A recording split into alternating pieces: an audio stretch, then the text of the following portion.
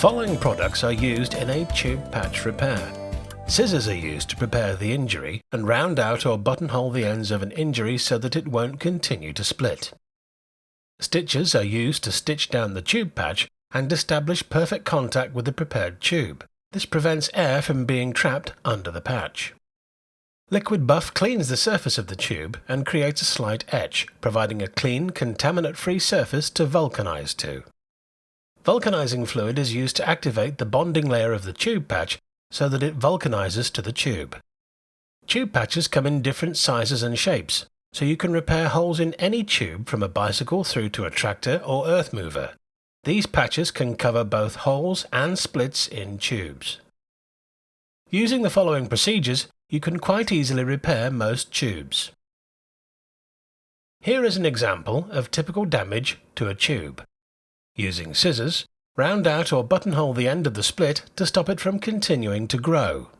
When you are repairing on a flat surface, you can widen the split so that the edges don't overlap. A tube patch can repair an injury half of its own size. It is not necessary to mechanically buff tubes. A good quality liquid buff with a clean contaminant-free rag will clean off all the contaminant.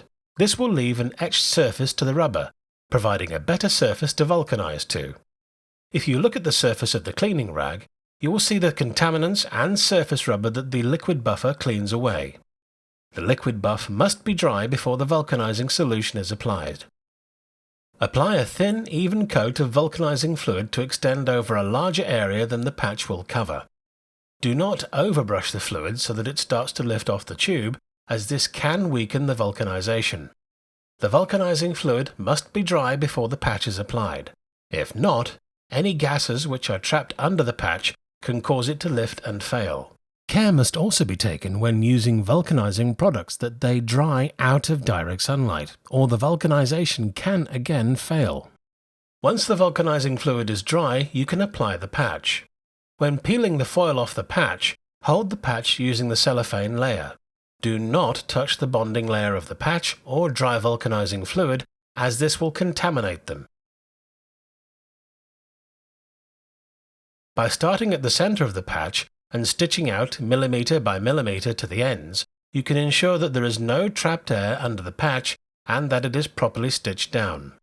Then re-stitch around the outside edge to ensure that the patch is completely stitched down and the edges will not lift. You must remove the cellophane from the patch, or this can ball up during service and cause another puncture. If it is necessary to overlap a patch due to the length or shape of the injury, this can be done quite easily at this time. This must not be attempted to an old or existing repair, as everything will be too contaminated. Apply another coat of vulcanizing fluid to at least 25% of the surface area of the patch that will be overlapped and allow to dry.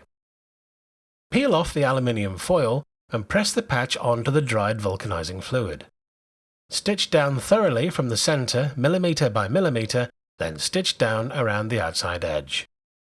Peel off the cellophane. Before refitting the repaired tube, apply a liberal coat of talc powder or French chalk to ensure that the patch and vulcanizing fluid will not stick to the tire. Once the repair is finished, it must be tested. This ensures that the repair is complete and checks the quality of workmanship.